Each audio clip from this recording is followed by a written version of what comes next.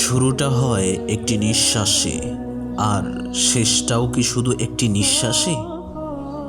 আমরা ছুটে চলি, হাসি মুখে দিন পার করি, স্বপ্ন দেখি, ভালোবাসা খুঁজি, ভুলে যাই এই জীবন একটা দীর্ঘ সফর, যার শেষ গন্তব্যের নাম হচ্ছে মৃত্যু। একটি এমন সত্য যা পৃথিবীর কোনো প্রাচীর, কোনো সম্পদ বা কোনো ক্ষমতা আটকাতে পারে না। আপনার হাতে থাকা সময়টুকু কি কেবলই হাসি ঠাট্টার জন্য? একটু কি মনে পড়ে না যে আপনার জন্য বরাদ্দ করা একটি নির্দিষ্ট সময় দিন দিন ফুরিয়ে যাচ্ছে? প্রতিটি সকাল আপনাকে এক ধাপ এগিয়ে নিয়ে যাচ্ছে সেই চূড়ান্ত মুহূর্তের দিকে। হয়তো আপনি এখন হাসছেন, হয়তো আপনার হাতে প্রিয়জনের হাত, কিন্তু দেয়ালের ওপারে এক অলক্ষ্য জগৎ আপনার জন্য অপেক্ষা করছে, এবং সেই জগৎটি আপনার জন্য লেখা হয়ে গেছে শেষ চিঠি। আর সেই চিঠি হাতে করেই আপনার দিকে এগিয়ে আসছেন আল্লাহর একদল ফেরেশতা, এক কঠিন বার্তা নিয়ে, যার পর আর কোনো ফেরা নেই, কোনো দ্বিতীয় সুযোগ নেই, কোনো বাঁচার উপায় নেই। তখন সেই বিশেষ মুহূর্ত এসে যাবে।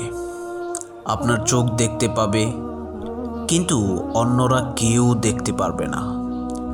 আপনি অনুভব করবেন, কিন্তু কেউ বিশ্বাস করবে না। তারপর 4 জন ফেরেশতা আপনার কাছে আসবে এবং আপনাকে সালাম দেবে।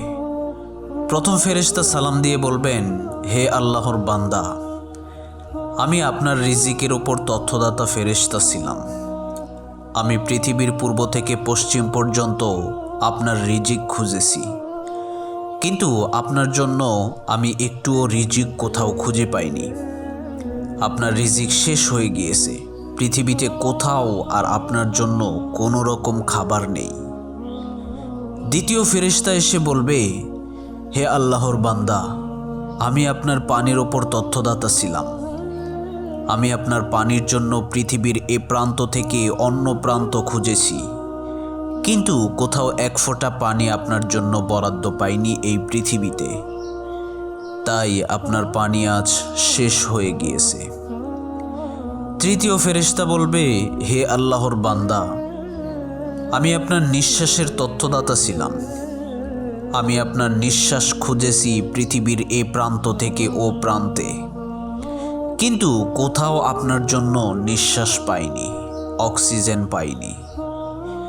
আপনার অক্সিজেন শেষ হয়ে গিয়েছে। চতুর্থ ফেরেশতা বলবেন, হে আল্লাহর বান্দা, আমি আপনার জীবনের তথ্যদাতা। আমি পৃথিবীর সমস্ত অংশে আপনার জীবন খুঁজেছি, কিন্তু পৃথিবীর কোথাও আপনার জীবন অবশিষ্ট পাইনি। পৃথিবীর জীবন আপনার এখানেই শেষ হয়ে গিয়েছে। 4টি কঠিন সত্য, 4টি চূড়ান্ত ঘোষণা। দুনিয়ার সমস্ত অবলম্বন এক লৌহময় অদৃশ্য। কোনো সান্ত্বনা নেই, কোনো পিছুটান নেই। যা কিছু আছে আপনার, তা আজ থেকে সব অতীত হয়ে গিয়েছে। আপনি এখন কেবল আল্লাহর একজন বানখুফ দাসের অপেক্ষায়। এরপর আপনার সঙ্গে থাকা আমলনামা লেখা ফেরেশতারা মৃত ব্যক্তির কাছে আসবে এবং তার আমলনামা দেখাবে। আর এই সেই মুহূর্ত যখন জীবনের প্রতিটি সেকেন্ড, প্রতিটি ভালো কাজ এবং প্রতিটি ধাপ চোখের সামনে ভেসে উঠবে। আপনি দেখবেন আপনার মিথ্যাগুলো, আপনার চুরি করা অধিকারগুলো, আপনার ভাঙ্গা প্রতিশ্রুতিগুলো। আপনি আপনার আমলনামা দেখে চোখের অশ্রু ফেলবেন, চারপাশে তাকাতে শুরু করবেন আর ভাববেন, আমি এসব কি দেখছি। কিন্তু সেই অশ্রু মোছার জন্য পৃথিবীতে আর কোনো হাত থাকবে না আপনার। সেই তাকানোতে কোনো প্রিয়জন পাবেন না। চারপাশে শুধু অনন্ত শূন্যতা আর অনন্তর গহীনতা পাবেন। তীব্র অনুশোচনা। নিজের পৃথিবীর জীবন চলাকে কেন্দ্র করে আপনার সমস্ত বিষয়গুলো মনে পড়তে থাকবে। আপনি চিৎকার করে বলতে চাইবেন, হে আল্লাহ, আমাকে একটি বার ফিরিয়ে দাও, একটি বার শুধু একটি ভালো কাজ করার সুযোগ দাও।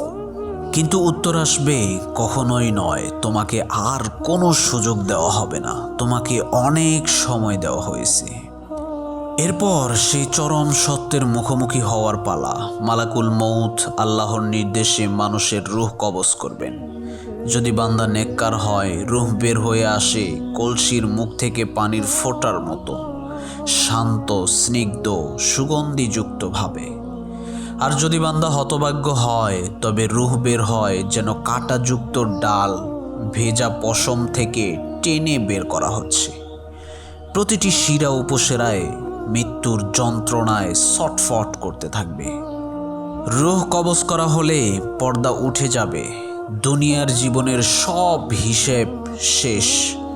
আপনি পড়ে রইবেন একটি নিথর দেহ হিসেবে। যে ঘর আপনার ছিল তা হয়ে গেল অন্যদের, যে কাপড় ছিল আপনার তা পরিধান করবে অন্য কেউ। এখন আপনি কোথায়? আপনার গন্তব্য এখন দুটি, হয় আলোকিত জান্নাতের দিকে, নয়তো নিকষ অন্ধকার জাহান্নামের দিকে। এই চরম সত্যটা মনে রাখুন, প্রতিটি নিঃশ্বাস আপনাকে মৃত্যুর দিকে ঠেলে দিচ্ছে। এই জীবনের মোহে পড়ে পরকালের সেই করুণ বা রাজকীয় পরিণতিকে ভুলে যাবেন না। প্রিয় দর্শক, আপনি কি প্রস্তুত সেই ফেরেশতাদের স্বাগত জানাতে? আপনার রিজিক, আপনার পানি, আপনার নিঃশ্বাস যখন নেই বলে ঘোষণা করা হবে, তখন কি আপনি আপনার আমলনামা দেখে স্বস্তির দীর্ঘ শ্বাস ফেলবেন, নাকি এই মৃত ব্যক্তির মতো অনুশোচনার অশ্রু ফেলবেন? সময় এখনো আছে আপনার হাতে। হাত থেকে সব ফেলে আল্লাহর কাছে ফিরে আসুন। জীবনের প্রতিটি মুহূর্তকে কাজে লাগান, কারণ এই গল্পটা কেবল আরেকজনের জন্য নয়, এই গল্পটা আপনারও হতে পারে। সেই দিন আসার আগেই নিজেকে প্রশ্ন করুন, আপনার জীবনের শেষ ডাক শোনার জন্য আপনি কতটা প্রস্তুত? পৃথিবীর মায়া, ভালোবাসা আপনাকে টেনে ধরতে চাইবে, কিন্তু আপনাকে সব কিছু উপেক্ষা করে রবের ভালোবাসার দিকে এগিয়ে যেতে হবে। দর্শক, আপনার কাছে এই ভিডিওটা যদি একটুও ভালো লেগে থাকে, তাহলে অবশ্যই লাইক, কমেন্ট, শেয়ার করে আপনি অন্যদেরকেও জানানোর চেষ্টা করবেন। ভালো থাকুন, সুস্থ থাকুন।